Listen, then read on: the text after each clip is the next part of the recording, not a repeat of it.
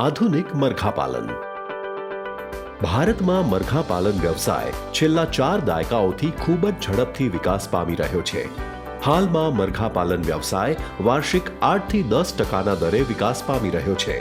હાલમાં ભારતમાં મરઘાની કુલ સંખ્યા 85.18 કરોડ છે કે જેમાં વ્યાવસાયિક ધોરણે ઉછેરવામાં આવતા પક્ષીઓની સંખ્યા 53.74 કરોડ છે, જ્યારે દેશી પક્ષીઓની સંખ્યા 31.44 કરોડ છે.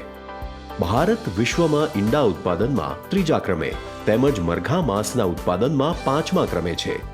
ભારતના કુલ ગ્રોસ ડોમેસ્ટિક પ્રોડક્ટ એટલે કે જીડીપીમાં મરઘા પાલન વ્યવસાયનો ફાળો 1% જેટલો છે. મરઘા પાલન વ્યવસાયમાં સીધી કે આડકતરી રીતે 60 લાખથી વધુ લોકો સંકળાયેલા છે.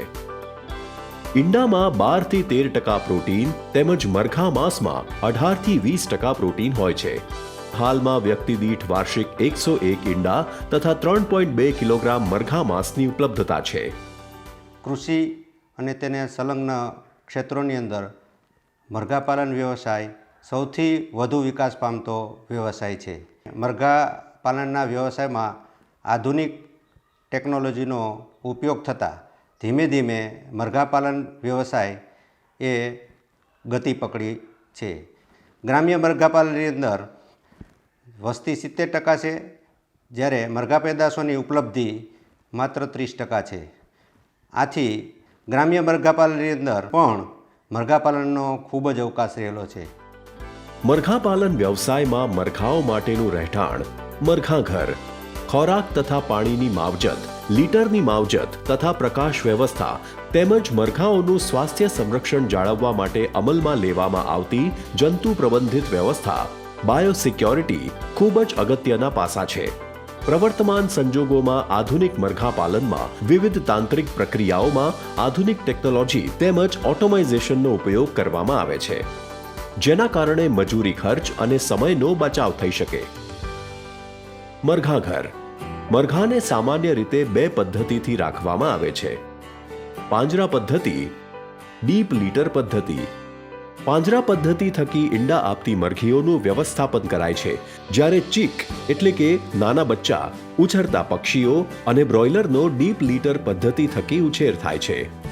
મરઘા ઘરનું બાંધકામ સામાન્ય રીતે પક્ષીઓની ઉંમર, પક્ષીઓની સંખ્યા, પક્ષી રાખવાનો હેતુ તેમજ મરઘાઓ કઈ પદ્ધતિ અનુસાર ઉછેરવાના છે તેને ધ્યાને રાખી કરવું જોઈએ. ઈંડા આપતી મરઘી માટે બાંધકામ કરવાનું હોય તો 3 પ્રકારના મરઘા ઘરની જરૂર પડે છે: 0 થી 8 અઠવાડિયાના બચ્ચા માટે બ્રૂડર હાઉસ, 9 થી 16 અઠવાડિયાના ઉછરતા પક્ષી માટે ગ્રોવર હાઉસ, 17 થી વધુ અઠવાડિયાના પક્ષીઓ માટે લેયર હાઉસ. સામાન્ય રીતે 20 થી 25 સેલ્સિયસ વચ્ચેનું તાપમાન પક્ષીને અનુકૂળ આવે છે, જેને કમ્ફર્ટ ઝોન કહે છે. એનાથી વધુ કે ઓછું તાપમાન પક્ષીની ઉત્પાદકતા અને તેની જીવાદોરીને અસર કરે છે. મરઘા ઘરમાં હવાની યોગ્ય અવરજવર પણ ખૂબ જ જરૂરી છે. હાલના સંજોગોમાં પર્યાવરણીય રીતે નિયંત્રિત મરઘા ઘરનો ઉપયોગ થાય છે, જેમાં મરઘા ઉછેર માટે જરૂરી તાપમાન 18 ડિગ્રીથી 25 ડિગ્રી સેલ્સિયસ, ભેજ 50 થી 60% તથા હવાની યોગ્ય અવરજવર જાળવવામાં આવે છે.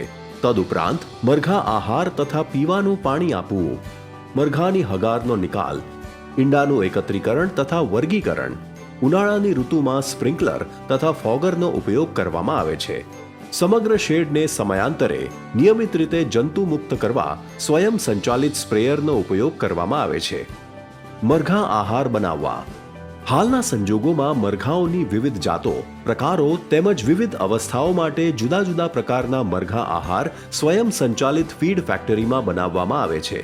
આ પ્રકારની ફીડ ફેક્ટરીમાં grinder, mixer, conveyor pipe, material level sensor, drive motor વગેરેને કમ્પ્યુટર સંચાલિત ઓટોમેટિક સિસ્ટમમાં સેન્સર આધારિત કાર્ય કરતા હોય છે.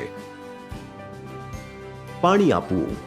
મરઘાઓને સ્વયં સંચાલિત ડ્રિંકર તથા નિપ્પલ પદ્ધતિથી સતત શુદ્ધ પાણી પૂરું પાડવામાં આવે છે. જ્યારે પણ મરઘાઓને પાણી દ્વારા દવા આપવાની હોય છે, ત્યારે મરઘા ઘરમાં આવેલી પાણીની સ્ટોરેજ ટેન્કની નજીક આવેલ સ્વયં સંચાલિત ઉપકરણ દ્વારા યોગ્ય માત્રામાં દવા પાણીની પાઇપલાઇનમાં ઉમેરાય છે અને મરઘાઓને દવાની યોગ્ય માત્રાવાળું પાણી પૂરું પાડવામાં આવે છે. મરઘાની હગાર, પોલ્ટ્રી મેન્યોર. મરઘાઘરમાં સમયાંતરે મરઘાની હગારને મરઘાઘરની બહાર તેનો યોગ્ય નિકાલ કરવામાં આવે છે. પ્રકાશ વ્યવસ્થા.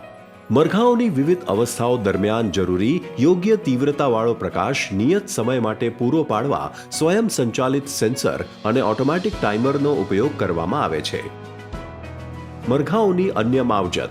મરઘાઓમાં નિયત સમયે ચાંચ કાપવી એટલે કે ડી-બીકિંગ જરૂરી બને છે, જેના માટે ઇન્ફ્રારેડ ડી-બીકર મશીનનો ઉપયોગ કરવામાં આવે છે.